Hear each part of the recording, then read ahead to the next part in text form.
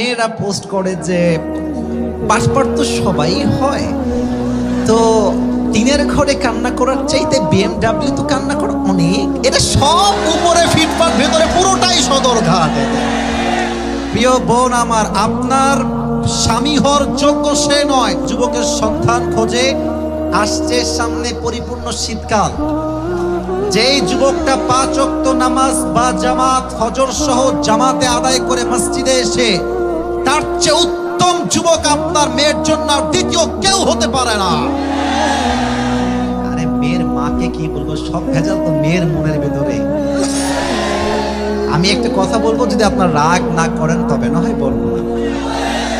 না বলেন, সাউন্ড হয় না। আমি কি বলবো নাকি বলবো না? মেয়েরা পোস্ট করে যে পাসপোর্ট তো সবাই হয়, তো টিনের ঘরে কান্না করার চাইতে বিএমডাব্লিউ তো কান্না করা অনেক। এটা সব উপরে ফিটপাট, ভেতরে পুরোটাই সদরঘাট। প্রিয় বোন আমার, আপনার স্বামী হওয়ার যোগ্য সে নয় যার বিশাল বড় বাড়ি আছে। আপনার স্বামী হওয়ার যোগ্য সে নয় যার বিএমডাব্লিউ আছে। আপনার স্বামী হওয়ার যোগ্য সেই ছেলে নয় যেই ছেলের কাছে বিশাল বড় ব্যবসা আছে। আপনার স্বামী হওয়ার যোগ্য সেই ছেলে যে নবীর আদর্শে আদর্শবান হয়েছে।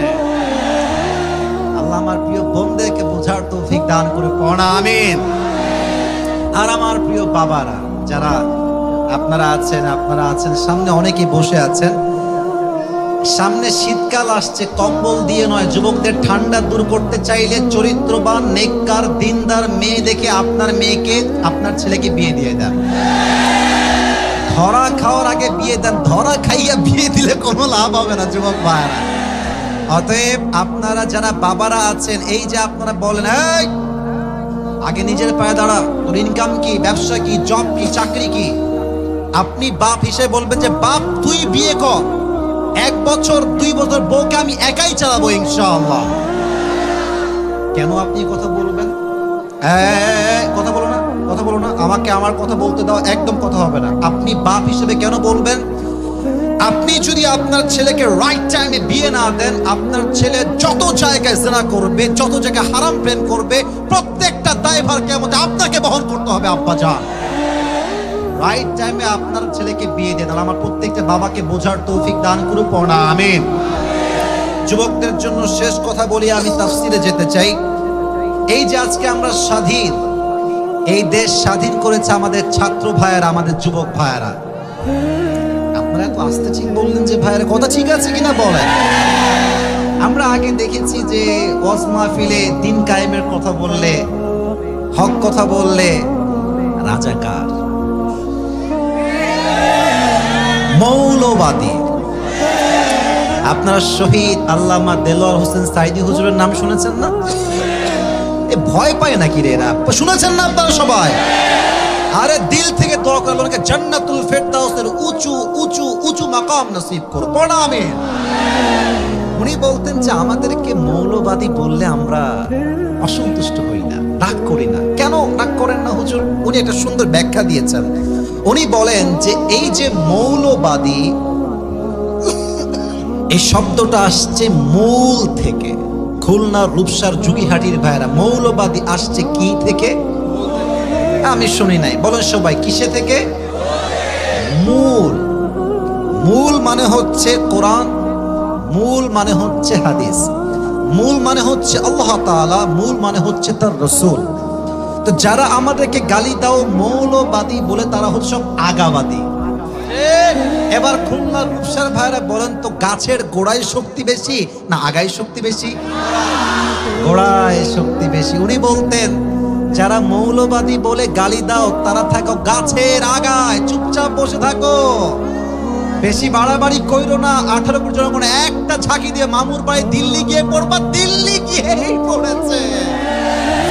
ওনার প্রত্যেকটা কথা আজকে এই বাংলার জমিনে বাস্তবে রূপ ধারণ করেছে যুবক ভাইরা। অতএব যারা, অনেকে আওয়ামী লীগ ভাই এখানে আছেন আমি জানি, খুলনা একটা আওয়ামী লীগের ঘাঁটি ছিল এটা আমি জানি। আমার আওয়ামী লীগ ভাইদের প্রতি কোনো প্রকার বিদ্বেষ নাই, কোনো হিংসা নাই। আমরা বলবো আল্লাহর পথে ফিরে আসেন সময় থাকতে। এই যে আপনারা বলছেন ট্রাম্পের নাম দিয়ে আপনারা ক্ষমতায় বসবেন, এটা কোশ্চিন কাল যখন মানবে, জীবন দিতে প্রস্তুত, এটা আমরা মানতে প্রস্তুত নয় যুবক ভাই। আচ্ছা একটা জিনিস খেয়াল করেন এদিকে। হ্যাঁ ঠিক আছে, জোশ ঠিক আছে, ভালো আছে। আচ্ছা প্রিয় ভাইয়েরা, এই যে 5 আগস্টের সকালেও আমাদের মাননীয় কনফার্ম জান্নাতি প্রধানমন্ত্রী শেখ হাসিনা উনি কি গদিতে ছিলেন না? আরে ভাই কথা কোন ছিলেন না? আর্মি ওনার হাতে ছিল না? পুলিশ ওনার হাতে ছিল না? র‍্যাব ওনার হাতে ছিল না? কর্মীরা ওনার হাতে ছিল না? ক্ষমতার গদিতে বসে র‍্যাব দিয়ে, বিডিআর দিয়ে, পুলিশ দিয়ে, আর্মি দিয়ে, ফোর্স দিয়ে, গুন্ডালি বাহিনী দিয়েও আপনি ক্ষমতার চেয়ার ধরতে পারেন নাই। আর আপনি আমেরিকার থেকে ট্রাম্প নিয়ে এসে ক্ষমতায় বসবেন, মাথায় কি ভূত ধরছে না কি ধরছে আপনার? এত সহজ নয়। এবার তো শুধু ছাত্র জনতা, মুরব্বীরাও শহীদ তামান্নে বাহিরে বের হয়ে যাবে যুবক। আমার কথা স্পষ্ট, অনেকে রাগ করবে না আমি জানি। আমি ব্যাক করার সময় মারপিট হয় কিনা তাও আমি শিওর না, তবে আমাকে বলতেই হবে। স্পষ্ট ভাষায় বলছি, আমরা আগামীতে নারী নেতৃত্ব নয়, ইসলামী দলকে দেশের ক্ষমতায় দেখতে চাই। রূপসার ভাই কারা কারা যদি হাত তুলে আল্লাহকে দেখায় দাও।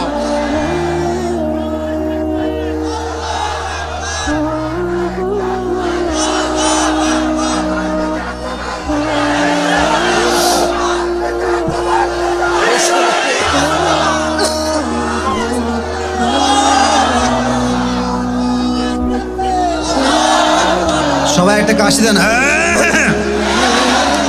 এবার আমার সঙ্গে তাকবীর দেন, লিল্লাহি তাকবীর। আল্লাহ যেন স্লোগান কবুল করে নেয়, পড়া আমিন। শুধু স্লোগান দিলে হবে না, ঈমানও রাখা লাগবে যুবক ভাইরা, ঈমান রাখতে হবে। দেখো আমাদের দেশে এই সেলফি পার্টিরা, বাবুরা তোমাদেরকে কি ডাকবো? সোনামণি ডাকলেও বিপদ, মুরব্বী ডাকলেও বিপদ। মেহেরবানি করে সাইডে যাও, সাইডে ওদেরকে দেখতে দাও, সাইডে যাও, সাইডে দাঁড়াও। প্রিয় ভাইয়েরা, আমি তাফসীর শুরু করতে চাই কোরআন থেকে। সবার থেকে আমি একটা বিষয় জানতে চাই, এখানে যারা আসছেন বিবাহিত আছেন কে কে? একটু হাত তোলেন, হাত নামান। এবার সিঙ্গেল যাদের বউ নাই, খুবই কষ্ট, তারা হাত তুলো। বসো বসো বসো বসো বসো, অনেক কষ্টে আছে এরা। আমরা আজকে 3টা তাকবীর দিব রূপসার মাটিতে, 3টা তাকবীর দিব আমরা। প্রথম তাকবীর দিবেন বিবাহিত ভাইরা, দ্বিতীয় তাকবীর দিবেন সিঙ্গেল ভাইরা, আর থার্ড তাকবীর সবাই মিলে দিবেন। আমরা স্টেজ ভেঙে নিচে পড়ে যাব। প্রথম তাকবীর দিবেন আমার বিবাহিত ভাইরা, সবাই একটা কাশি দেন। বিবাহিত ভাইরা, দেখা যাক আজকে জিতে কারা। বিবাহিত ভাইরা, ট্রাই টু বি স্ট্রঙ্গার, শক্তিশালী হন। লিল্লাহি তাকবীর। এই সিঙ্গেলরা সাবধান, আজকে কিন্তু বিবাদের জোর অনেক বেশি রে। সিঙ্গেল রেডি আছো সবাই?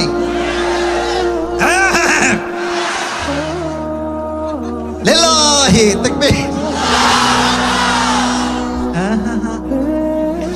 আজকে তো বিবাহিতরা ফেল হয়ে গেছে যুবক ভাইয়ারা, কমপক্ষে 50 নাম্বার কম পেয়ে আপনারা ফেল করছেন। আমি সো সরি ফর দ্যাট।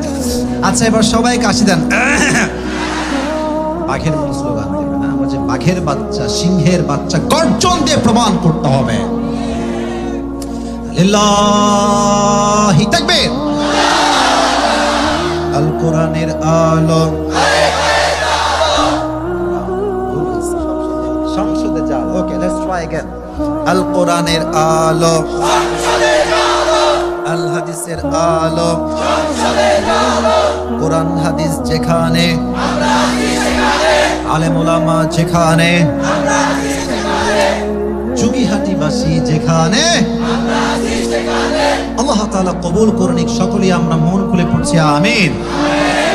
আমি আমার স্পেসিফিক সূরা থেকে তাফসীর শুরু করতে চাই, বাট তাফসীরের পূর্বে একটা অ্যানাউন্সমেন্ট দিচ্ছি। সবাই আমার হাতের দিকে তাকান। আমি খুলনার ভাইদের জন্য একটা স্পেশাল গিফট নিয়ে আসছি, যদি আপনারা নিতে চান। আমি আমার একটা পার্সোনাল ইউজ করা টুপি নিয়ে আসছি, আজকে পুরস্কার দিব। নিবেন তো ইনশাআল্লাহ? সবাই পাবে না, যে কোনো একজন। ये नसीब की बात है, हर किसी को मिलने वाला नहीं है मेरे दोस्त। এই টুপিটা পরে আমি অনেক অনেক ওয়াজ করেছি। আপনারা ইউটিউবে সার্চ করবেন, যে আমি তো যুবকদেরকে নিয়ে কথা একটু বেশি বলি, সার্চ করবেন মায়া কাটাবেন কিভাবে, দেখবেন এই টুপি পরে আমি ওয়াজ করতেছি। তো যুবক ভাইয়েরা, এই টুপিটা অনেক ফেমাস আসলে। তো এটা লাকি ওয়ান, যে কপাল ভালো সে পাবা ইনশাআল্লাহ। তবে হ্যাঁ, শর্ত আছে। আমি যেই কমিটির ভাই, হোয়াট হোয়াট ইজ দিস? তোমরা এই মানুষগুলো এরা কি করবে রে ভাই? চুপ করে বসে থাকো পেছনে। আমি যেই আয়াত থেকে যেই সূরা থেকে তাফসীর পেশ করব, আপনি চাইলে আমার কথাগুলোকে আপনাদের যাদের অ্যান্ড্রয়েড ফোন আছে নোটপ্যাডে লিখতে পারেন যদি চান। আচ্ছা, সেকেন্ড অপশন দিচ্ছি, যদি আপনি চান আমার কথাগুলোকে আপনি আপনার কাগজেও লিখতে পারেন। ইউ হ্যাভ টু অপশন, চাইলে ফোনেও লিখতে পারেন, কাগজেও লিখতে পারেন। তবে হ্যাঁ, ওয়াজের শেষে গিয়ে আমি আমার ওয়াজ থেকে কিছু প্রশ্ন করব, যেই যুবক আমার প্রশ্নের উত্তর দিতে পারবে, ও আর একটা গিফট আছে, সরি আমি ভুলে গেছি, একটা আমি আপনাদের জন্য স্পেশাল আতরও নিয়ে আসছি, নেবেন তো ইনশাআল্লাহ? আচ্ছা, আতরটা আসলে খুলনায় আসছি তো তাই এত আবেগ, তাই এত কিছু আমি দেই না আসলে, হয় টুপি মাঝে মাঝে নয় টাকা একটু হাদিয়া দিই। আজকে আতরও নিয়ে আসছি, টুপিও নিয়ে আসছি, দিব যে কোনো একজনকে। আমি আবারও বলছি, আমার ওয়াজ খুবই কনস্ট্রাকটিভলি হবে, গঠনমূলক হবে। I will try my best, যতটুকু পারা যায় কোরআন থেকে হাদিস থেকে কথা বলবো। তবে হ্যাঁ, আমি অনেক লোকের ক্রাউড দেখতে পাচ্ছি, আমি আপনারা খুবই ভদ্র, শান্ত, ডিসেন্ট পিপল, মাশাআল্লাহ। কেউ ওয়াজের মাঝে যদি চলে যাওয়ার চেষ্টা করে, উঠে যাওয়ার চেষ্টা করে, লুঙ্গি টাইনা ধরে বসাই দিবেন, তবে সাবধান খুলে যেন না যায়। নরমালি এটা টান দিবেন। রাজি আছেন তো ইনশাআল্লাহ? মনোযোগ দেন যুবক ভাইরা, আপনারা যারা ফোন অন করে আছেন ফোনটা একটু অফ করে দেন।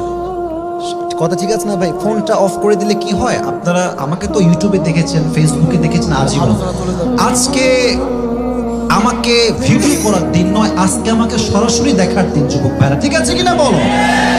ফোনটা অফ করে আমার তাফসীরের দিকে মনোযোগ দেন। আজকে আমি যেই পাড়ার থেকে তাফসীর বসে, পাড়াটা হচ্ছে কোরআন কারীমের 30 নম্বর পাড়া। রূপসার ভাইরা কত নম্বর পাড়া? সবার থেকে শুনতে চাই, কত নম্বর পাড়া? যে সূরা থেকে আমি আজকে তাফসীর পেশ করব, সূরাটার নাম হচ্ছে সূরাতুল কাউসার। বলেন সবাই, সূরাতুল কাউসার। এই সূরার আয়াত সংখ্যা হচ্ছে মোট 3টা। যুগীহাটির ভাইরা কয়টা? জোরে কোন, আপনার যুগীহাটির মানুষ, খুলনার মানুষ, ব্র্যান্ডেড প্রমাণ করতে হবে আমাদের সবাইকে, ঠিক কিনা বলো? আয়াত মোট কয়টা? এই সূরার রুকু সংখ্যা হচ্ছে মোট 1টা। বলেন সবাই, কয়টা? এই সূরাটা হচ্ছে কোরআন কারীমের 108 নাম্বার সূরা। 100, আরে ভাই কোন সবাই 100? এই সূরা কোরআনের ভেতরে সবচাইতে বড় সূরা। বুঝি নাই, বড় সূরা? কোরআনুল কারীমের সবচাইতে ছোট সূরার নাম হচ্ছে সূরাতুল কাউসার। But trust me, believe me, এখানে অনেক ওলামা ইকরাম, ছাত্ররা, হাফেজ ভাইয়ারা, আলেমরা অনেকে আছেন। যদি আপনি সূরাতুল কাউসারের ব্যাখ্যা পড়া শুরু করেন, ওয়াল্লাহি আল্লাহর নামে সাক্ষী রেখে বলছি, আল্লাহকে কসম করে বলছি, সূরা কাউসারের ব্যাখ্যা পড়লে আপনার মনে হবে ছোট্ট একটা ঝিনুকের মাঝে আল্লাহ তাআলা পুরো আটলান্টিক মহাসাগর ঢুকাই দিয়েছে। এতটা লং ব্যাখ্যা, এতটা ভলিউম বেশি, এতটা ব্যাখ্যা বেশি। আমার তো বিশ্বাস কোন বিধর্মী যা সূরা কাউসার বুঝে ফেললে সে ইসলাম ধর্ম গ্রহণ করেই ছাড়বে, মুসলমান হয়ে ছাড়বে। সুবহানাল্লাহ। তাহলে আমি লাস্ট জিজ্ঞেস করছি, আজকে আলোচনার যে সূরার তাফসীর, সূরাটার নাম, দাঁড়া থাকা ভাইরা কথা কয় না কেন বাবারা? সূরাটার নাম, সূরাটার নাম কত নম্বর পারায় আছে? এই সূরার মোট আয়াত সংখ্যা কয়টা? রুকু সংখ্যা কয়টা? বলেন সবাই মারহাবা। ইমাম সানাউল্লাহ পানিপতি রাহমাতুল্লাহি আলাইহি বলেছেন, যদি কোনো মুফাসসির বা কোনো ব্যক্তি কোরআন থেকে কোনো আয়াত বা সূরার ব্যাখ্যা করতে চায়, there are 5 things which is very important to talk about. 5টা বিষয় কথা বলা অত্যন্ত জরুরি। এই 5টা বিষয় না বললে আয়াত কিংবা সূরার ব্যাখ্যা এনাফ হয় না, যথেষ্ট হয় না। 5টা, এদিকে দেখেন। এক হচ্ছে রাইট প্রনাউন্সিয়েশন, শুদ্ধ তেলাওয়াত। 2 হচ্ছে রাইট ট্রান্সলেশন, তরজমা। 3rd হচ্ছে what's the background behind it, এই সূরার শানে নুজুল কি, কেন নাজিল হয়েছে, কোন প্রেক্ষাপটে নাজিল হয়েছে, চার what is the explanation of this Surah or আয়া, এই সূরার ব্যাখ্যা কি বা আয়াতের ব্যাখ্যা কি, পাঁচ what are the lesson that you have got from this surah, এই আয়াতের শিক্ষা বা এই সূরার শিক্ষা কি। এই পাঁচটা বিষয়ে কথা বললে একটা সূরার তাফসীর সম্পূর্ণ হয়ে যায়। সুবহানাল্লাহ পড়েন সবাই। আমরা আসুন প্রথম ধাপে আসি, সঠিক তেলাওয়াত। আমি পড়ছি, আউযু বিল্লাহি মিনাশ শাইতানির রাজীম, বিসমিল্লাহির রহমানির রহিম। إنا أعطيناك الكوثر فصل لربك وانحر إن شانئك هو الأبتر الله أكبر। তরজমা আসেন, আল্লাহ তাআলা বলছেন ইন্না আ'তাইনাকাল কাউসার, O my prophet, we have granted you Kauthar, হে রাসূল আমি আপনাকে কাউসারের মতো বিশাল বড় একটা নিয়ামত দান করেছি। প্রথম আয়াতের তরজমা, ফাসাল্লি লিরাব্বিকা ওয়ানহার, so perform the salah and sacrifice to your Lord alone, অতএব আপনি নামাজ পড়ুন এবং কোরবানি করুন এক সত্তার সন্তুষ্টির জন্য। রূপসার ভাইরা বলেন তো সেই সত্তা কে? জোরে কম, কে? হৃদয় থেকে বলেন তিনি কে? ইন্না শানিআকা হুয়াল আবতার, indeed the one who hates you is truly cut off from any goodness. ইয়া রাসূলুল্লাহ, ইয়া হাবিবাল্লাহ, যারা আপনার প্রতি বিদ্বেষ পোষণ করে তাদের 14 গোষ্ঠী আমি আল্লাহ নির্বংশ করে দিব। ঠিক কিনা বলো যুবক ভাইরা আমার?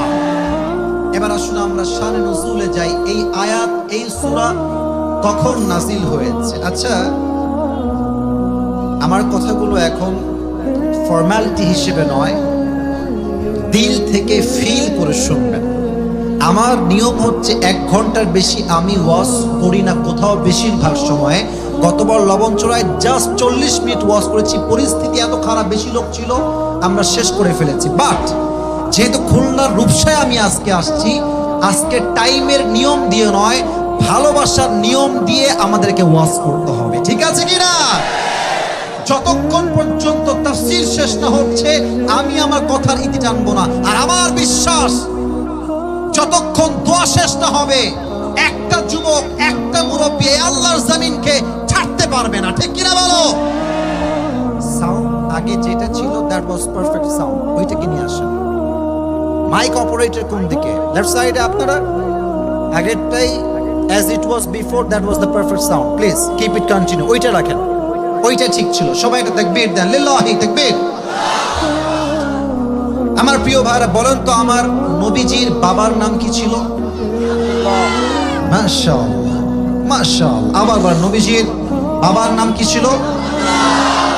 মাশাআল্লাহ। নবীজির মায়ের নাম কি ছিল? নবীজির প্রথম স্ত্রীর নাম কি ছিল? আপনারা কথা বলেন না কেন ভাই? ভয় নাই তো, বল নবীজির প্রথম স্ত্রীর নাম কি ছিল? নবীজির জামাইয়ের নাম কি ছিল? আলী রাদিয়াল্লাহু তাআলা আনহু। নবীজির মেয়ের নাম কি ছিল? নবীজির চাচার নাম কি ছিল? লাস্ট কোয়েশ্চেন, নবীজির দাদার নাম কি ছিল? Abdul Muttalib. নবীর জীবনে যে কত কষ্ট, ব্যাখ্যার শেষ হবে না যুবক ভাই। আজকালকার মেয়েরা স্বামীর ঘরে আসলে ডিমান্ডের শেষ নাই। আইফোন 13 আসছে আমাকে দাও, 15 আসছে আমাকে দাও, প্রো ম্যাক্স 16 এটাও আমার লাগবে। তবে হ্যাঁ, কিছু মেয়েদের রুচি আজকাল এত খারাপ এই দেশে, এরা আইফোন 16 প্রো ম্যাক্স পাওয়ার জন্য কক্সবাজার পর্যন্ত চলে যায়। আর আমাদের তো অভিযোগের শেষ নাই, এইটা নাই, ওইটা নাই, সেইটা নাই, ওইটা নাই। যেই বান্দা না পাওয়ার হিসাব করে সে কখনো সুখী হতে পারে না। যে পাওয়ার হিসাব করে যে কি পেয়েছি সেই তো প্রকৃতপক্ষে সুখী হতে পারে যুবক ভাইরা। ঠিক কিনা বলো? নবীর জীবনে নবীর আব্বাজান নবীর জন্মের পূর্বে মৃত্যুবরণ করেছেন। নবীর জন্মের পর নবীর বয়স যখন মাত্র 6 বছর। এত মহা মুশকিল এদেরকে নিয়ে রে। এদের বয়স তো বেশি না, 15, 20, 16, 17 বয়স এদের। এই যে এরা মারামারি করে বারবার, এতগুলো লোক এই পাশে, এত একটা মারামারি করছে না। সাইডে যাও ভাই। আমি এখানে বিশ্বাস করবো ধমক দেওয়ার আমার কোনো মনো মাইন্ড নেই ভাই। ধমক দেওয়ার জন্য আমি আসি নাই। অহংকার বেশি করলে পতন সুনিশ্চিত হয়ে যাবে। তোমাদের পায়ে হাত রেখে বলছি, আর ডিস্টার্ব করবো না। তাফসীর করতে মনো মাইন্ড ফ্রেশ থাকতে হয়। এতগুলো লোক আসছে, আমাকে তো মেসেজ দিতে হবে, না হয়তো ওয়াজটা সফল হবে না খুলনার ভাইরা। ঠিক আছে কিনা বলেন? লাস্ট ওয়ার্নিং, বসে পড়ো। আল্লাহর হাবিবের বয়স যখন মাত্র 6 বছর, আম্মার সঙ্গে মদিনার থেকে মক্কায় তিনি কামব্যাক করছিলেন। পথের মধ্যে হঠাৎ করে মায়ের হার্ট অ্যাটাক, বুকে প্রচন্ড ব্যথা। আম্মা জান চুপ করে বসে গেছে। আমি যখন এই হাদিসটা বলি, আমার মায়ের কথা মনে পড়ে। আজকে আমার মা এখানে আসছিল সকালবেলা, আব্বাও আসছিল, মানে এদিকে আসছে। তো বলছে তোমার মাহফিল কোথায় দেখে আসি আমরা। তো মা এই মাঠে আসছিল আজকে, মা আসছিল, বাবা এসে দেখে গেছে। আসলে দেখেন, বাবা মা হচ্ছে এমন একটা নিয়ামত, আপনি থাকতে কদর করতে হবে। চলে গেলে আপনি যতই আফসোস করেন, 2 পয়সার দাম হবে না যুবক ভাইরা। ঠিক আছে কিনা বলো? আম্মা জানের হার্ট অ্যাটাক, নবীজির। আমি যখন ওমরা করতে গেলাম, এই 2 বছর আগে গেছিলাম, আপনি যদি নবীজির মায়ের কবর দেখেন, মুরব্বীরা, যুবক ভাইয়েরা, আপনি অবাক হবেন যে নবীর মায়ের কবরটা এখানে দিয়েছে কেমনে। চতুর্পাশে পাহাড়, হিল ট্রাক্স এরিয়া, চতুর্পাশে পাথর আর পাথর, মাটিগুলো শক্ত। আয় হায়, নবীজির মায়ের হার্ট অ্যাটাক, নবীজির মায়ের হাত বুকে দিয়ে এমনি বসে পড়েছে। নবীর বয়স মাত্র 6। নবীজি দৌড় দিয়ে আসছে, আম্মা জান আপনার কি হয়েছে, আপনি এরকম করছেন কেন আম্মা জান? নবীজির মা শুয়ে গেছে আর বলছে, ইয়া মুহাম্মদ, কুল্লু জাদীদিন বাল, প্রত্যেক নতুন একদিন পুরাতন হয়। ওয়া কুল্লু হাইয়িন মাইয়িত, প্রত্যেকটা জীবিত মানুষ একদিন মৃত হয়ে যায়। ওয়ালাকাদ ওয়ালাদতু তুহরা, বাট আমি আমেনার বিশ্বাস, আমি এমন এক যে শিশুকে জন্ম দিয়েছি, যেই শিশু গোটা বিশ্বকে তার নূর দিয়ে আলোকিত করে ফেলবে। সুবহানাল্লাহ। এই কথা বলে নবীজির মা জায়গায় স্পট ডেথ, জায়গায় শেষ। নবীজি চিৎকার করে আম্মাকে ডাকছে, আম্মা আম্মা আম্মা ওঠেন, আপনার কি হয়েছে? আম্মা তো আর ওঠে না। পাশে ছিল উম্মে আইমান, দাসী। আমার দিকে না দেখলে আপনি এই হাদিসের মর্মার্থ বুঝবেন। আমাকে সবাই তাকায় দেখেন, এটা হচ্ছে নবীজির মায়ের কবর। আমি জানি এটা টেবিল, এটা আমি জানি, এটা এক্সাম্পল দিচ্ছি, এটা নবীজির মায়ের কবর। এদিকে তাকান, নবীর বয়স কত রূপসার ভাইয়েরা এখন? ভাই কথা কত? যখন মাটিগুলো সরিয়ে, পাথরগুলো সরিয়ে কবর দিয়েছে, বাচ্চা মানুষ তো নবীজি এমনি ভুট হয়ে পড়েছে। দেখবেন বাচ্চাদেরকে কিছু খাবার না দিলে ভুট হয়ে পড়ে যায়, দিতেই হবে আমাকে খাবার। নবীজির মায়ের কবরের কাছে নবীজি এমনি ভুট হয়ে পড়ে গেছে। উম্মে আইমান দাসী নবীজির হাত ধরে টানছে, মুহাম্মদ তাআল, চলো কাম ব্যাক করতে হবে আমাদের সবাইকে একসাথে। নবীজি কবর থেকে উঠে আসতে চায় না। একবার উম্মে আইমান এমনি ধরে টেনে ছিটছে নিয়ে চলে গেছে পাহাড়ের নিচে, দূর পর্যন্ত নিয়ে গেছে। আবার নবীজি উম্মে আইমানের হাতকে এমনি ছিটকা দিয়ে আবার মায়ের কবরে দৌড়তে চলে আসছে। বাপ তো নাই, একটাই তো ভরসা মা। কবরের কাছে কাঁদছে, চিৎকার করে পাগল হয়ে গেছে নবীজি, মানে অস্থির হয়ে গেছে। এই ছোট্ট বয়সের বাচ্চা মা হারায় গেছে। দীর্ঘ 57 বছর পর নবী যখন বড় হয়ে গেছেন, আবার সে কবরের কাছে আসছেন। আমি আমার দিলের দরদ কেমনে বুঝো? আপনি আপনার মাকে ফিল করেন, জান, আপনি আপনার মাকে ফিল করেন, মায়ের কবরের সামনে আপনি আছেন। 63 বছরের জীবনে নবীজি শেষ মায়ের কবরে আসছেন। সাহাবা একরামরা সবাই আছে, এই তোমরা যাও, সাহাবা একরাম তোমরা চলে যাও, আমি আসছি। সব সাহাবা একরাম চলে গেছে, নবীজি একা আছে মায়ের কবরের কাছে। কেমনে বোঝে আপনাকে? এই যে 2টা হাঁটু আছে না, আমার 2টা হাঁটু আছে না, দেখবেন বাচ্চা মানুষরা অনেক সময় হাঁটু এমনি উপরে তুলে 2 হাত এমনি দিয়ে কান্না করে। আমার কথা কি বোঝা যায়? এই যে এমনি, অনেকে কিন্তু দেওয়ালে হাত দিয়ে এমনি থাকে, কষ্টে দুঃখে। তো নবীজি মায়ের কবরের কাছে দুই হাঁটু এমনি উপরে তুলেছেন, আর দুই হাত এমনি দিয়ে দুই চোখ দিয়ে গলগল গলগল করে পানি পড়ছে। বলছে, আম্মা জান, আপনি বিদায় নেওয়ার পরে আমি বুঝতে পেরেছি মায়ের মতো নিঃস্বার্থ ভালো আল্লাহর জমিনে তো আর কেউ বাঁচতে পারে না। একটা কথা বলছে, মাইন্ড করবেন না, বিশ্বাস করেন। যারা বিয়ে করেছেন তারা আরো ভালো বুঝবেন। বিয়ের পরেও যখন আপনার নামে মিথ্যা অপবাদ আসবে, তহমত আসবে, অভাব আসবে, গালি আসবে, জুলুম হবে, অনেক ক্ষেত্রেই দেখবেন আপনার বউ আপনার বিপক্ষে অবস্থান নিয়েছে। আর যেই বাপ মাকে আজীবন অবহেলা করেছেন, খাওয়ার দেন নাই, ভাত দেন নাই, পোষণ দেন নাই, টাকা দেন নাই, বাড়ি দেন নাই, যত্ন নেন নাই, দেখবেন সবচেয়ে খারাপ মুহূর্তে বাবা মাই আপনার পক্ষে কাজ করেছে। আম্মা জান, আপনি যাওয়ার পরে আমি বুঝতে পেরেছি দুনিয়া বড় স্বার্থপর। এবার নবীজি কি বলছে দেখেন, এই বাক্যটা খুব খেয়াল করুন। এই বাক্য, এই যেটা বলছে এখন, বলছে, আম্মা জান, নবীজি বলছে মায়ের কবরের পাশে দাঁড়িয়ে, আম্মা জান, যদি আপনি বেঁচে থাকতেন আর আমি এশারের নামাজ দাঁড়িয়ে বলতাম আল্লাহু আকবার, এশারের নামাজে আমি সূরা পড়ছি, কিরাত পড়ছি, নামাজ পড়ছি, সবচেয়ে গুরুত্বপূর্ণ কাজ মুসলমানের জীবনে, আম্মা জান, আপনি যদি আমাকে নামাজে বলতেন ইয়া মুহাম্মদ, আমি নামাজ ছেড়ে দিয়ে বলতাম লাব্বাইক আম্মা জান। আপনি কথার অর্থ বুঝতে পারলেন কি বললাম আপনাকে? আমি নামাজে, আমার মা বলছে ইয়া মুহাম্মদ, আমি মুহাম্মদ নামাজ ছেড়ে বলতাম লাব্বাইক আম্মা জান, আপনার জন্য জীবন দিতে প্রস্তুত আছি, সুবহানাল্লাহ। নামাজ ছেড়ে আপনার খেদমত, নবীজি বলেছেন যার বাপ মা খুশি, আল্লাহ তার জন্য জান্নাতকে ওয়াজিব করে দিবে।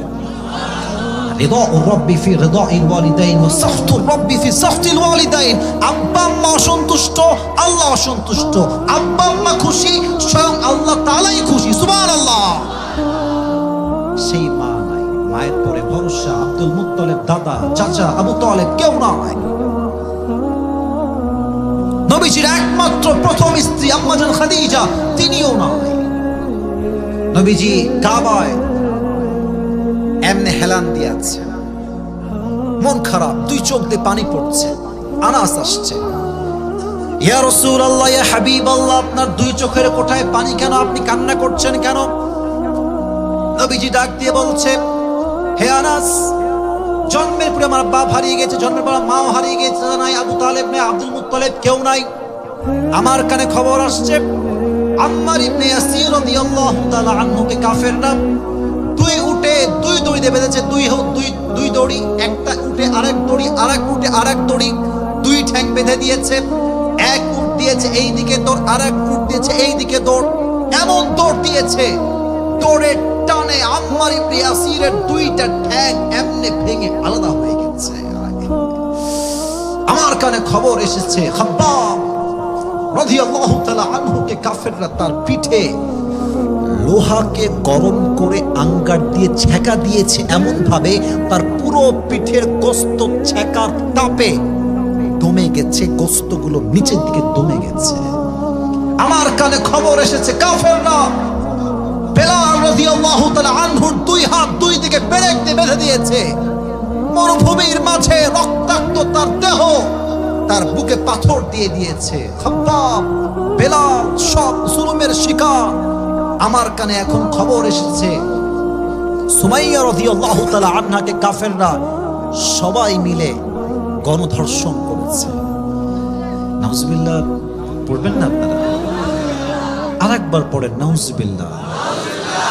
শুধুই কি এতটুকু না, গণধর্ষণ করে সুমাইয়াকে টাঙায় রেখে তার দুই পা দুই দিকে দিয়ে লজ্জাস্থানে তীর নিক্ষেপ করে তাকে জায়গায় শহীদ করে দিয়েছে। এত কষ্ট আমার মনে জমা আনাস, তাই আমি কান্না করছি আল্লাহর কাছে। তো এই যে মনে করেন আমি কথা বলতেছি, মাঝে মাঝে আমার চোখ ডান দিকে যায়, বাম দিকে যায়, আবার নিচের দিকেও যায়, যায় না? এই যে এখন আমি ডান দিকে, এই দেখেন আবার আমি সামনে, এবার দেখেন আমি বাম দিকে। কথা বলার সময় ডান বাম মানুষ এমনিতে হয়। তো আনাস কষ্টে, যন্ত্রণায়, look at my face, look at my face, নবীর সাথে কথা বলছে, নবীর সামনাসামনি, ফেস টু ফেস। জাস্ট চোখটা আনাস নিচের দিকে নামিয়েছে, কিছুক্ষণ পরে চোখটা উঠিয়েছেন কষ্টে। দেখছেন নবীর দুই চোখ দিয়ে তো একটু আগে পানি ঝরছিল, বাট এখন দুই চেহারা, নবীর পুরো চেহারাতে একটা মুচকি হাসি বের হচ্ছে। সুবহানাল্লাহ তো আসতে হলো, জোরে পড়েন। আরে ভাই, একবার সুবহানাল্লাহ পড়বেন, জান্নাতে একটা গাছের মালিক হয়ে যাবে। এই যে একটা গাছের মালিক হয়ে গেছেন, আরেকবার পড়েন, আরেক গাছের মালিক, আরেকবার পড়েন, আরেক গাছের মালিক, আরেকবার পড়েন সুবহানাল্লাহ। খালি সারাদিন পড়বেন সুবহানাল্লাহ, আলহামদুলিল্লাহ, লা ইলাহা ইল্লাল্লাহ, আরেকবার পড়েন আল্লাহু আকবার। আফদালুল যিকির, সবচেয়ে উত্তম সেরা জিকির। ইয়া রাসূলুল্লাহ, আপনার চেহারায় হাসি, you were crying just 1 minute ago, আপনি তো 1 মিনিট আগে আপনার পুরো চেহারা তো বিষণ্ণতায় ছিল, চোখ দিয়ে পানি পড়ছিল। নবীজি বলছে, আনাস আমি কাঁদছিলাম সত্য, বাট এখন কেন হাসছি জানো? আল্লাহ এই মুহূর্তে আমার উপরে সূরা কাউসার নাজিল করেছে। না, সুবহানাল্লাহটা আমার মন মতো হয় নাই, আমাকে কাউসারের মতো নিয়ামত দান করেছে। তবে হ্যাঁ, একটা বিষয় আপনাকে জানতে হবে, নবীর কান্নার পেছনে সবচাইতে বড় কারণ ছিল কি? নবীর কোনো সন্তান বেঁচে নাই। নবীজির কোনো পুত্র সন্তান কি বেঁচে ছিল? খুলনা রূপসার ভাইয়েরা, একটা মেয়ে যার দ্বারা বংশ বিস্তার পেয়েছে, তার নাম হচ্ছে ফাতেমা। সন্তান দুইজন, Hasan, repeat after me, Hasan, Hussain. পুত্র সন্তান কেউ বেঁচে নাই। তো কাফেররা বলতো মুহাম্মদের বংশের লেজ কাটা, আল্লাহ তাকে ভালোবাসে না বিধায় তার কোনো পুত্র সন্তান বেঁচে থাকে না। নাউজুবিল্লাহ। আল্লাহ নবীরে ভালোবাসে না? আল্লাহ বলছে, নবী কষ্ট আপনার, দুঃখ দূর করার দায়িত্ব আমি আল্লাহ নিজেই নিলাম। সুবহানাল্লাহ। এখন প্রশ্ন, যারা তাফসীর বোঝেন তারা প্রশ্ন করবেন, হুজুর কাউসার তো হচ্ছে একটা পানি, কাউসার কি? এটাকে আপনারা আরো ভালো চিনবেন কি বললে? হাউজে কাউসার। নাম শুনছেন? নাম শুনছেন? এটা কোন পানি? যেই পানি বান্দা একবার পান করলে জীবনে আর কখনো পিপাসিত হবে না। তো প্রশ্ন, হুজুর হারায় গেল চাচা, হারায় গেল ছেলে, হারায় গেল মা, হারায় গেল বাপ, তো যদি আল্লাহ বলতেন, ইয়া মুহাম্মদ যান, একটা সন্তান মরে গেছে পুত্র, আর একটা সন্তান দিলাম, তাহলে তো সান্ত্বনা হতো। বাট কোথায় ছেলে আর কোথায় পানি? বাহ্যিক দৃষ্টিতে পানি এবং ছেলের মাঝে কোনো মিল নাই। আমার কথা কি বুঝতে কোনো সমস্যা হচ্ছে?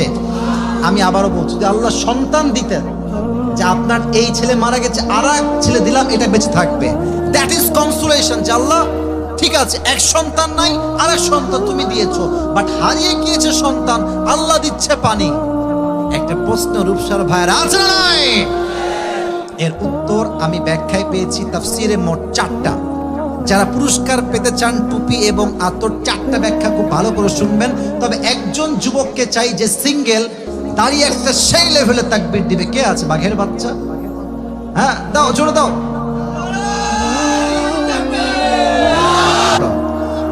আমি দিচ্ছি, সবাই একটা কাজ দেন, একবার দিবেন, একবারই এনাফ। লিল্লাহি তাকবীর। এক নাম্বার, ইয়া রাসূলুল্লাহ, ইয়া হাবিবাল্লাহ, আপনার 4 জন পুত্র সন্তান আমি আল্লাহ উঠাই নিয়েছি, টেনশনের কোনো কারণ নাই, চিন্তার কোনো কারণ নাই। ওই 4 জন সন্তান গিয়েছিল, কি হয়েছে? ওই 4 জনের পরিবর্তে আমি আল্লাহ তাআলা পুরো বিশ্বে কোটি কোটি আপনাকে রূহানি সন্তান দান করেছি। আমরা হলাম প্রিয় নবীজির রূহানি সন্তান। এই একটা কথা বলেন তো, যদি কালকে নবীর বিরুদ্ধে কটূক্তি করে আর ডাক আসে জীবন দিয়ে, রক্ত দিয়ে, শহীদ হয়ে নবীর সম্মান রক্ষা করতে হবে, আমার তো বিশ্বাস এই দেশে কোটি কোটি রূহানি সন্তান ঢাকার 7টা চত্বরে একত্রিত হয়ে যাবে। যুবক ভাই, নবী আপনার 4 জন সন্তান নিয়েছে, তো কি হয়েছে? আপনার জন্য কোটি কোটি, 2 বিলিয়ন। কত বিলিয়ন? 2 বিলিয়ন আপনার রূহানি সন্তান আমি আল্লাহ নিয়ামত হিসেবে দান করেছি। সুবহানাল্লাহ। তাহলে নিলাম 4 জন আর দিলাম কোটি কোটি। নবী এই জন্য হেসেছেন। সুবহানাল্লাহ পড়ে সবাই। 1 2 নাম্বার, নবীজি হেসেছেন কেন? এর কারণ হচ্ছে, দেখেন প্রিয় ভাইরা, আমাদের দেশে অনেক পীর আছে, বাপ পীর তাই ছেলে পীর। কিন্তু ছেলে যে পীর বাপের মতো না, ছেলে পীর আবার গাঞ্জা খাইয়া কুল খায়।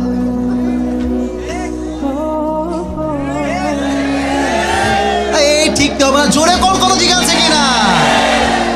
পীর সাহেব গাঞ্জা খাইয়া কুল পাড়ার মেয়েরা যে কি বোকার বোকা। আব্বা এখন সওয়াল লাগবে বা সওয়াল লাগবে, সওয়াল তোর মালিক কি আব্বা না আল্লাহ? বলেন কে? বাবার দরবারে গিয়ে যারা সন্তান চায় তারা নামে মুসলমান হতে পারে, বাট তারা প্রকৃত পক্ষের মুসলমান হতে পারে না। রূপসার ভাইয়েরা, তো দেখেন নবী